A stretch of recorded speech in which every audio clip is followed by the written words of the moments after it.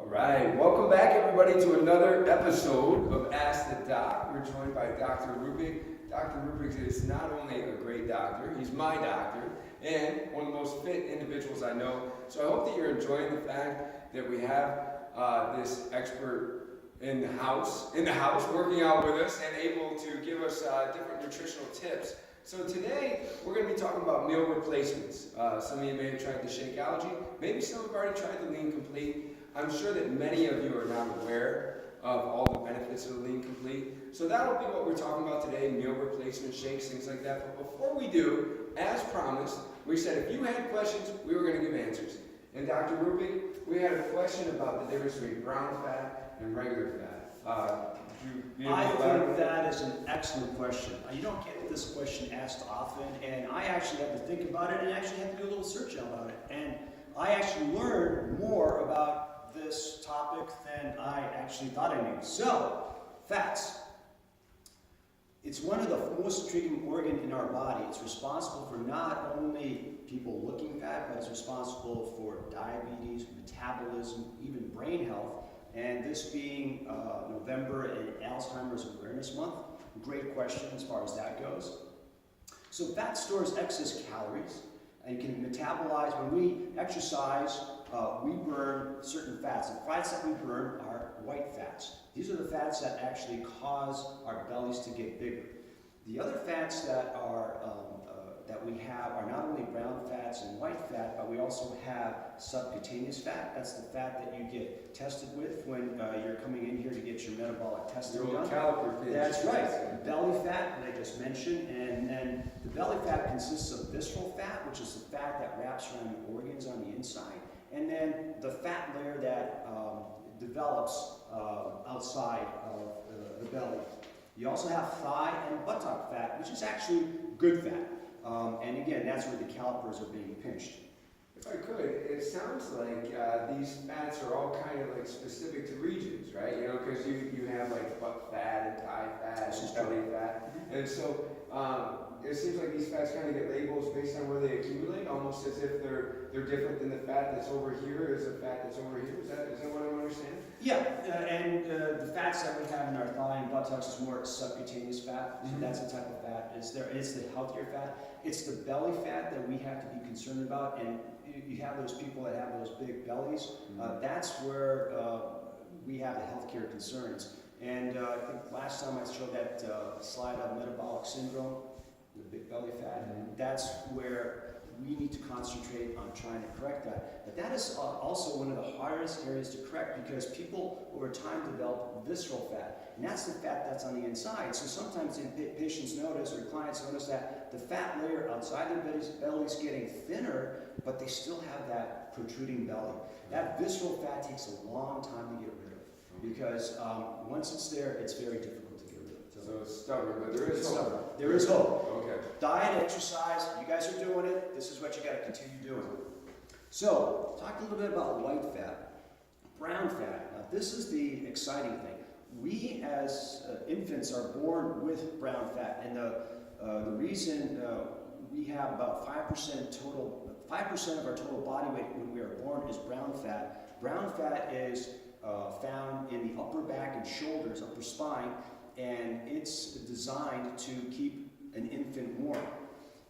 Lean people have more brown fat than obese people. People think, or scientists thought, that as we age, we lose our brown fat, but the brown fat is actually there, but it's dormant. So scientists are now trying to figure out, how do we turn this brown fat on? Brown fat has been studied and found that it is packed full of mitochondria, which are energy cells, and they actually help burn calories. When brown fat is turned on, it's been shown that it can burn between 300 to 500 calories a day. And if you have your brown fat cells turned on, you could therefore lose about a pound a week. So scientists are now looking into how do we turn these brown fat cells on? And this is an ongoing thing. So I even checked some things at the NIH. They found a protein, and I can't recall what its name, and I think it's B cell factor 2. This is a protein that they found, and they're trying to figure out how to switch this on. And they're going to try to design, I guess, medications around this so as to help this obese epidemic that we are now facing here in this country. So that question that was posed about white fat versus brown fat is excellent just because of that. Now, why are these cells brown? They're rich in iron, so that's one reason why they're a darker color. Because they're also designed to help keep the body warm, what they found in Boston is that people have brown fat turned on more so because they sleep in chillier climates, meaning they keep their rooms cool, and they found that that's one way to turn your brown fat on and to burn calories. So if you're used to sleeping in a warm room, maybe it's time to turn down the temp. Another way to start burning calories. Interesting comment here, a 150-pound person might have 20 or 30 pounds of fat. They're only going to have about 2 or 3 ounces of brown fat. Oh, really? That's it. So, Oh, wow. So the ratio is very small. right, but that 2 ounces, if maximally stimulated, can burn 300 to 500 calories. Wow. So that's an interesting statistic. So it sounds like a very metabolic fat. It is a metabolic fat. And for instance, brown mice, or I should say mice in general, they have a lot of brown fat. That's why they can eat so much and never get fat. When they've done studies and took the brown fat away from these mice, then they start to gain weight. So they are studying mice to try to figure out how do they keep their brown fat cells turned on. Very interesting. Yeah. Now the white fat, which we talked about, we've got plenty of that, there is a small fat cell, and it produces what they call a good guy hormone called adiponectin, and this makes the liver and muscles sensitive to the hormone insulin. So in processing this and having too much of it, you are predisposing yourself to diabetes, other health issues, and heart disease, and they've actually had this linked to mental health disease as well. We also talked about, you hear about the pear-shaped person versus the obese person. So in women have a tendency to get that pear-shaped. That's healthy. I mean, it's not fashionable, but it's healthy than having the protruding abdomen. And they found that after menopause, though, that pear shape may change. So again, diet, exercise is still very important. They may not have that same benefit after menopause. So again, the belly fat is what we have to work on, and really the only way to work on that is diet and exercise, which obviously we're all doing here. And I think it's important to highlight, as we start to talk about these different kinds of fat, many people have asked me in the past, how do I get rid of just this one spot? And so while we're talking about these different kinds of fat, unfortunately, diet and exercise is the answer, but we can't just pick one spot on our body and just like tone the tricep. There's no such thing as spot reduction. So while we're talking about different types of fats, some more metabolic than others, some more, stubborn than others, it still is all about that diet and exercise to get it to just kind of come off in layers, right? So exactly. And that's the white fat we're talking about. So as we lose weight, what you're going to notice is we lose inches. And you lose it everywhere. Your wrists get better, your fingers, your rings start to slip off. So when you are exercising and losing weight, white fat's everywhere, and that's where it starts to shrink everywhere. So that's really one way to do it. And I've had that question a lot, and so I thought it'd be good to have our Ask the Doc back us up. Unfortunately, you just can't say, no, I'd like my wedding ring to fit a little looser. Can we just work out our ring finger or something? It doesn't work like that, but there are different kinds of fat. So as far as the belly fat, one more thing I want to say, because a lot of people say, well, how much belly fat do I actually have? One way to measure that is a CAT scan. So they can tell how much it is, but that's cost prohibitive. Sure. So again, diet, exercise is the way to do it. People ask, what is the waist circumference where we put ourselves in danger? So for women, it's 35 inches waist circumference, and for men, it's 40 inches. Can we say that again? So for women with a waist circumference of more than 35 inches and men with a waist circumference of more than 40 inches are at increased risk for diabetes, heart disease, metabolic issues. If I could just add right there, so if you're not sure what your next goal is, or you're not sure what your current goal is, and maybe you haven't been remeasured for a little while, you might want to check your measurements. Maybe that's a new goal. Maybe it's for a woman having a waist less than 35 or a man having a waist less than 40. If you're not there yet, great goal. Thank you. And so I thought that was an excellent question. Whoever posed that question, great job. Good stuff. All right. So now back to this this Unicity Complete right here. So Unicity products, some of them are actually referenced in the PDR, the physician's desk reference, which is why Dr. Rubik feels confident to talk about them, and why we waited a year until Dr. Rubik shared these supplements with us to put any supplements on our shelf. So it's the Unicity product. We're going to talk about this Lean Complete today. And, many people have a hard time getting in their meal freezers. It's like, I'm not hungry in the morning, I'm busy during the day.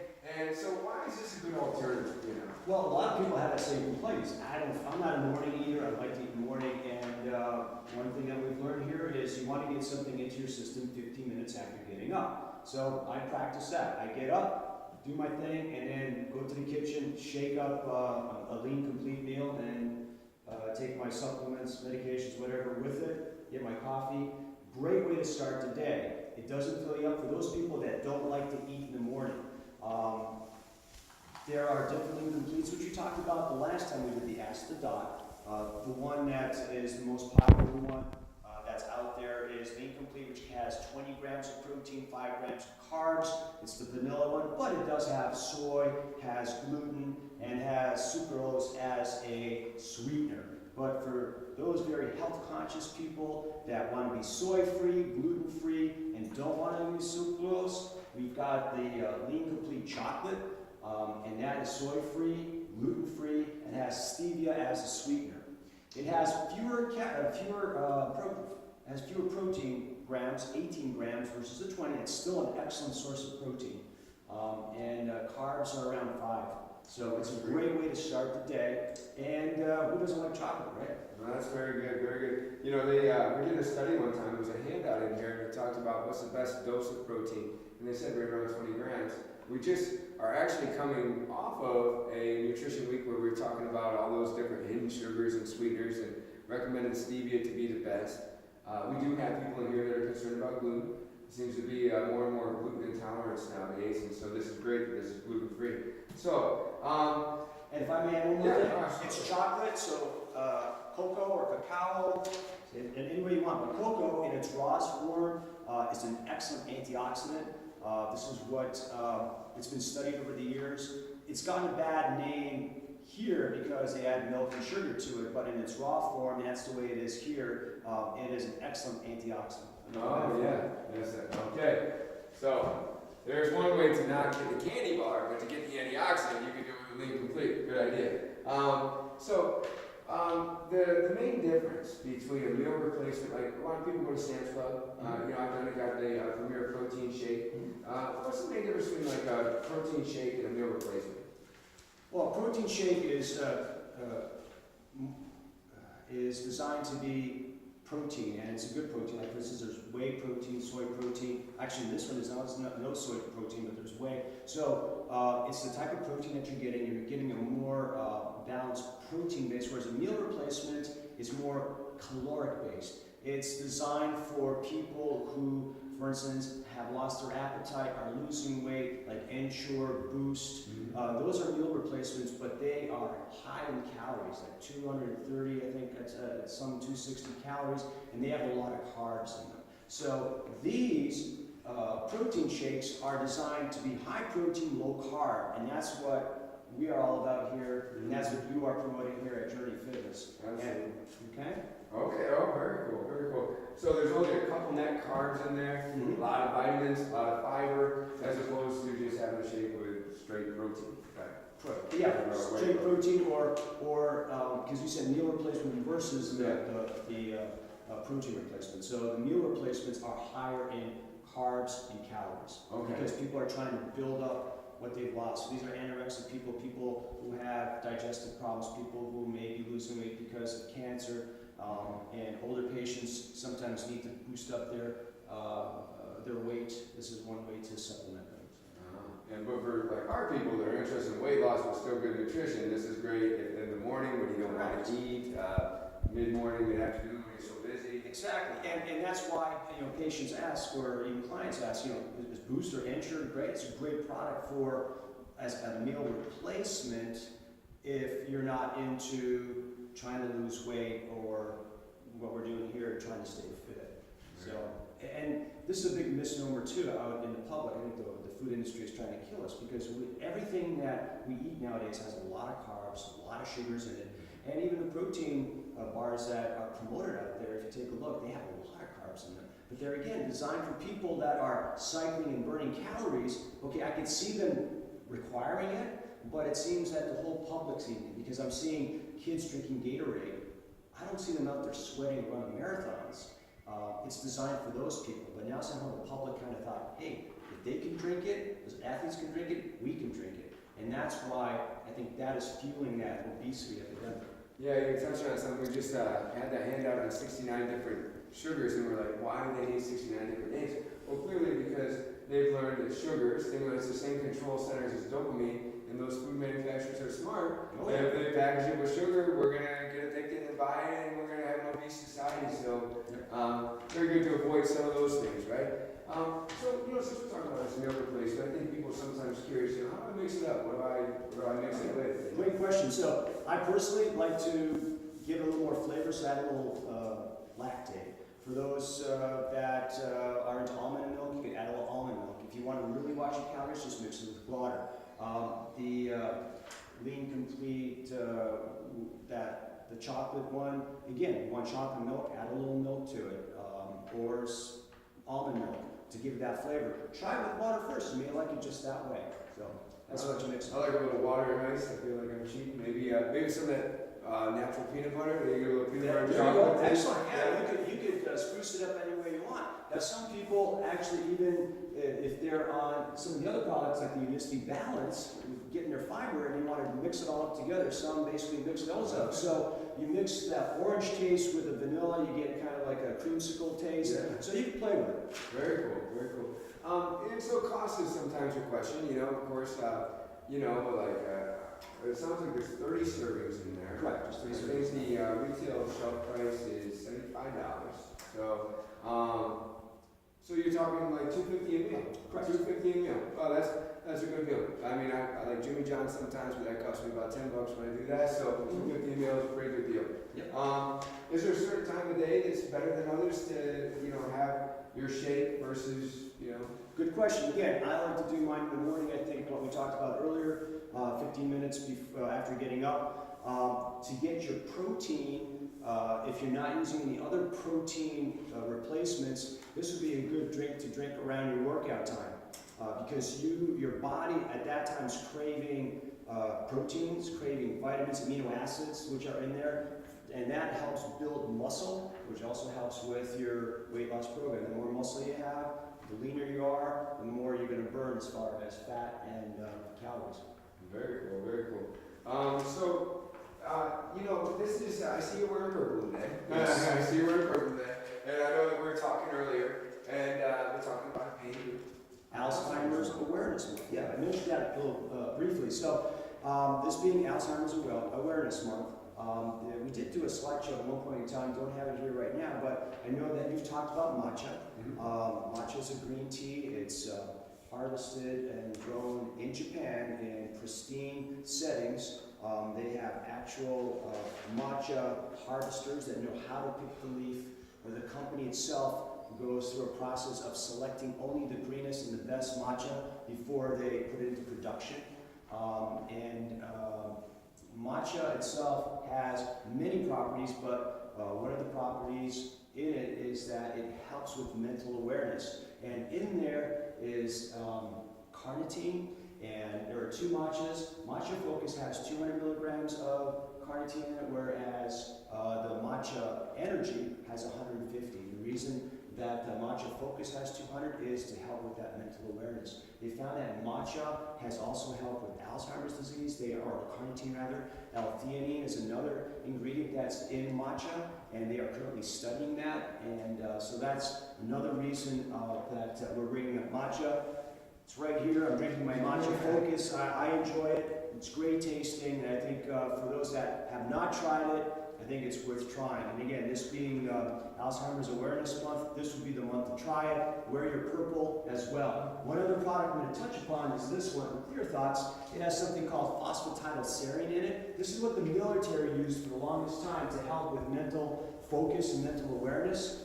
If you ever walk into a room and can't remember where you put your keys, well, phosphatidylserine has been found that that helps with the synapses in the brain to work faster, so it helps you think clearer, and that's why it's called Clear Thoughts. When phosphatidylserine was released to the public from the military, company jumped on it, created this Clear Thoughts product. I believe there are other products now that contain phosphatidylserine, but just one more product that I just wanted to let you be aware of. That is very interesting. I love the fact that we're not only talking about products you recommend, but you recommend to yourself. You're using it in the morning, you're drinking this right now. That phosphatidylserine, if I said it right, that sounds like something that Cindy would buy for me, so I'll be asking her where things are, pretty cool stuff. I think that it's important to, you and I talked about this, and, just to be, I guess, you want to get this message across, being ethical that you are. We don't want people to think that this is actually a replacement for some sort of diagnosis that they need or a relationship with their doctor. Right? This is true. It's very important that everyone know that this is educational. Please do not start anything or do anything without first consulting your physician. These are just recommendations that, not really recommendations, it's just information that we bring to people. These are things that I share with my patients, people that I know. I feel one of my roles as a physician is to educate my patients and let them decide whether they want to do it. And my job is to make sure that what they are trying is safe. These products are in the physician's desk reference. You have to make sure that you're not allergic to some of the ingredients, but beyond that, still it's best to check with your physicians as far as these products. I love that. And I love the fact that you as a doctor are willing to talk about nutrition. Because, it's unfortunate, but there are many doctors that only talk about medication. So thank you for actually being willing to talk about nutrition and recommend some alternatives that maybe we don't necessarily have to worry about. You're very welcome. One thing that, like you said, makes me sing is working with healthy people. I know how to patch things up. But if I have those patients that want to do things and want to stay healthy, the hardest thing to get patients to do is diet and exercise. And one way to get them to do it is to be held accountable. That's why it's so easy for me to go, here, check out Journey Fitness, check them out and see if they can help you reach your goals. And a lot of my patients have come here and have had terrific successes. So I think this, coupled with what you offer, is what makes everything work. And that's why I enjoy this place. And I think that it's a win-win for everyone. And as you said, I use the products, I'm a product of the product. And I love that. And thank you for the advocacy. It's been a great partnering with you. And it's great for people to come into our place and get off medicines and move better, get stronger, find that the right dose that we really need the most is some good supplementation, good exercise, good nutrition, and of course that group that you get here that keeps you motivated, keeps you accountable. We like to think of us, your coaches, as part of that group, but also the members you get to work out with. I get to work out with my own doc, which is good. And it's a lot of fun. I'm going to share one more thing. That's okay. So one more thing on November being Alzheimer's Awareness Month. Just a few more statistics. Every 70 seconds, another American family is afflicted by Alzheimer's. Alzheimer's is a complex neurological disease that is the most common form of dementia. More than 5 million people in the United States have Alzheimer's, and more than 10 million are caring for a loved one with the disease. It's really a sad disease because I do see it. And we see that loved one who no longer recognizes other family members. It is really a sad situation. So once again, the topics discussed during Ask the Doc are shared for informational purposes only. They are not intended to diagnose or treat your individual health conditions. If you have health concerns, please contact your primary health provider. And looking forward to talking with you guys again. Ask the Doc. This question was awesome. So whoever, again, ask the question, great job. Thank you for doing this. We appreciate it. Thank you very much.